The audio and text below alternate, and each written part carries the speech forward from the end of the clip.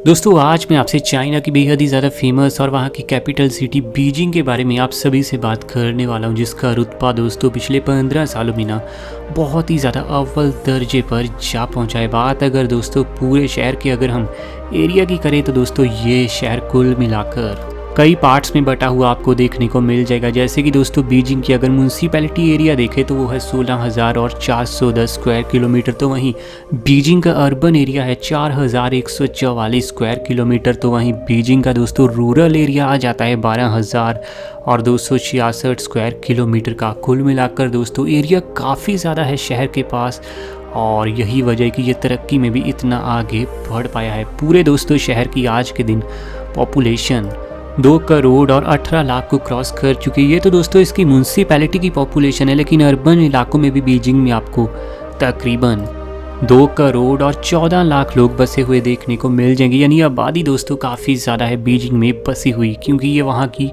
Capital है। और आप चाइना के बारे में जानते हैं बहुत ही ज़्यादा लोग हैं इस देश में। वहीं पॉपुलेशन डेंसिटी है दोस्तों पूरे शहर की 1300 लोग पर स्क्वायर किलोमीटर के एरिया में। भले ही एरिया काफ़ी ज़्यादा क्यों ना हो, लेकिन फिर भी भीड़ भाड़ की समस्या है, क्योंकि दोस्तों यहाँ पॉपुलेशन है ही इतनी ज़्यादा। बात अगर दोस्तों इस शहर के इस्टेब्लिशमेंट की बात करें तो ये शहर 1045 BC में दोस्तों इस्टेब्लिश किया गया था। यानी आज से तकरीबन हज़ारों साल पहले दोस्तों ये शहर वजूद में आ चुका था। चलिए दोस्तों आज जानते हैं बीजिंग को बिल्कुल करीब से, बिल्कुल अंदर से। वीडियो में हमारे साथ आखिर तक बने रहना, वीडियो बेहद इंटरेस्टिंग और कमाल की होने वाली है। तो कोल्ड ड्रिंक पॉपकॉर्न अभी से तैयार रखो। Open eye, feel the waves cut through me, hypnotized. Shanghai के बाद दोस्तों बीजिंग चीन का दूसरा सबसे बड़ा शहर है आबादी के मामले में। ये दोस्तों देश की राजनीतिक, संस्कृति और शिक्षा का प्रमुख केंद्र भी माना जाता है। यहाँ के ऐतिहासिक महल, मंदिर, बाग और पार्क दोस्तों पूरी दुनिया में बड़े ही ज़्यादा फेमस हैं। और इसके अलावा भी इस शहर में आपको बहुत ही ज़्यादा प्रसिद्ध मकबरे, दीवारें और फाटक देखने को मिल जाएंगे, जिनकी चर्चा पूरी दुनिया में होती है। और ये दोस्तों बेहद ही ज़्यादा हिस्टोरिकल शहर है, हिस्ट्री इसकी काफ़ी ज़्यादा गहरी है। चीन की दोस्तों बड़ी बड़ी सरकारी कंपनियों के आज के दिन मुख्यालय भी आपको इसी शहर में देखने को मिल जाएंगे। और चाइना की कई बड़ी जाइंट कंपनीज के आपको हेडक्वार्टर्स भी बीजिंग में देखने को मिल जाएंगे। शायद यही वजह कि यहाँ पर दोस्तों दूसरे शहरों से भी लोग काफ़ी ज़्यादा आना पसंद करते हैं, क्योंकि अपॉर्चुनिटीज़ यहाँ बहुत ज़्यादा है और लोगों को काफ़ी ज़्यादा आसानी से काम मिल जाता है बीजिंग में, भले ही पॉपुलेशन करोड़ों में क्यों ना हो। यहाँ दोस्तों पॉपुलेशन ज़्यादा होने के चलते बीजिंग का इंटरनेशनल एयरपोर्ट पैसेंजर ट्रैफिक के हिसाब से दुनिया का दूसरा सबसे ज़्यादा व्यस्त एयरपोर्ट है। हालांकि आपकी जानकारी के लिए बता दूं कि पहले नंबर पर अमेरिका का अटलांटा एयरपोर्ट है। वैसे दोस्तों लिखती प्रमाण के तौर पर तो यही हमारे सामने आता है कि ये शहर 1000 साल पुराना है और 1000 साल पहले ही दोस्तों इसे इस्टेब्लिश किया गया था। लेकिन बहुत सारे एक्सपर्ट्स का ये कहना है कि हिस्ट्री में ये बहुत ही ज़्यादा पुराना शहर है। इसका दोस्तों निर्माण लगभग 3000 साल पहले ही हो चुका था, भले ही दोस्तों ये लोगों की निगाह में 1000 साल पहले ही क्यों ना आया हो।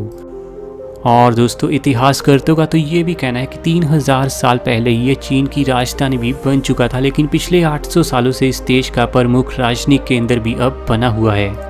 हिस्ट्री दोस्तों इस शहर की बड़ी ही ज़्यादा कमाल और बड़ी ज़्यादा गहरी रही है। माना ये जाता है कि चीन के किसी भी बादशाह के रहने के लिए ये सबसे ज़्यादा सुरक्षित शहर हुआ करता था पुराने ज़माने में भी, क्योंकि ये शहर दोस्तों 3 तरफ से पहाड़ियों से घिरा हुआ है और बाकी तरफ से ये लंबी लंबी दीवारें शहर की सुरक्षा करती हुई नज़र आने वाली हैं। तो कोई सवाल ही नहीं उठता था पुराने समय में भी कि यहाँ के बादशाह के ऊपर किसी तरह का खतरा हो।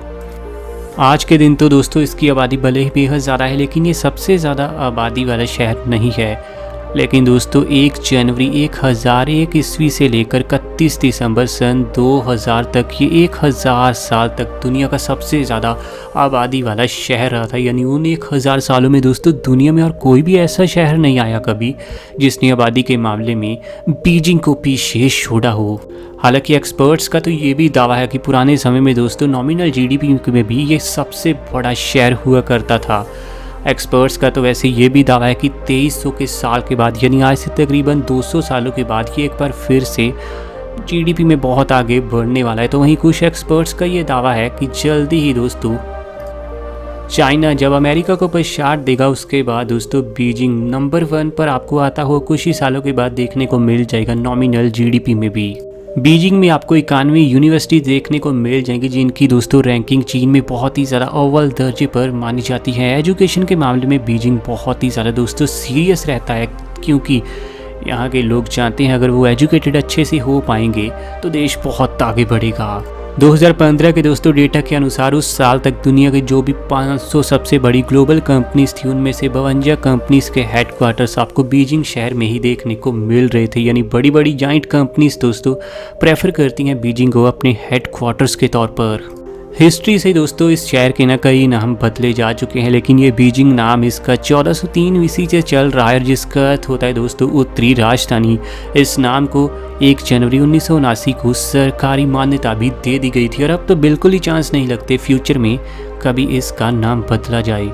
बीजिंग के आसपास के इलाकों में स्थित प्राचीन गुफाओं में दोस्तों 2 लाख से 25,000 साल पुराने मानव कंकाल पाए गए हैं, जो इस बात की पूरी पुष्टि करते हैं कि इस इलाके में मनुष्य काफ़ी ज़्यादा लंबे समय से, काफ़ी पुराने समय से रहते हुए आ रहे हैं।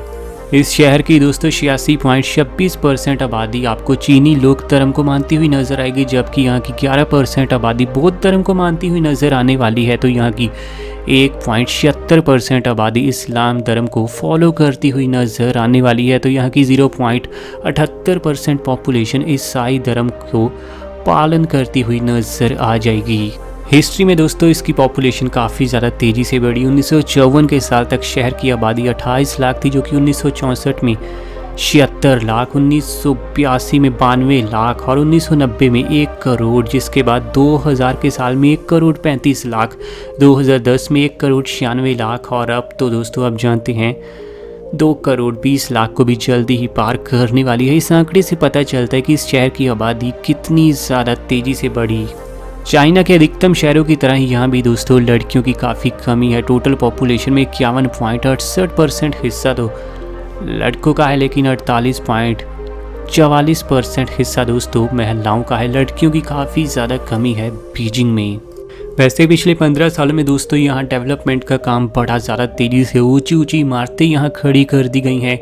बड़ी बड़ी कंपनीज के हेडक्वार्टर्स देखने को मिलेंगे। लोगों को दोस्तों गरीबी से भी बाहर निकाल दिया गया और आज के दिन यहाँ की अधिकतम आबादी आपको अच्छी खासी पैसा कमाती हुई नजर आ जाएगी। अगर मिडिल क्लास फैमिलीज आपको ज़्यादा बीजिंग में देखने को मिलेंगी, तो वहीं रिच लोगों की, बिलियनियर्स की भी ना बीजिंग में कोई भी आपको कमी देखने को मिलने नहीं वाली। साफ़ सफाई बीजिंग में बहुत ज़्यादा बढ़ चुकी है, लेकिन एक चीज़ है जिसमें दोस्तों बीजिंग बहुत ही ज़्यादा ख़राब काम करता हुआ नज़र आएगा, वो है दोस्तों पोल्यूशन। पोल्यूशन की समस्या बीजिंग में काफ़ी ज़्यादा है। हालांकि एक रिपोर्ट का ये भी दावा है कि 2017 के साल के बाद पिछले 4 से 5 सालों में यहाँ पोल्यूशन में थोड़ी गिरावट तो ज़रूर आई है, लेकिन 2002 के साल के बाद यहाँ पोल्यूशन बहुत ही ज़्यादा हाई लेवल पर बढ़ा है। वैसे आपका बीजिंग के बारे में क्या कहना है नीचे कमेंट में बताइए। और ऐसी वीडियोस हमें आपके लिए डेली लानी है। चैनल आपका अपना है रॉक फैक्ट, अभी सब्सक्राइब कीजिए।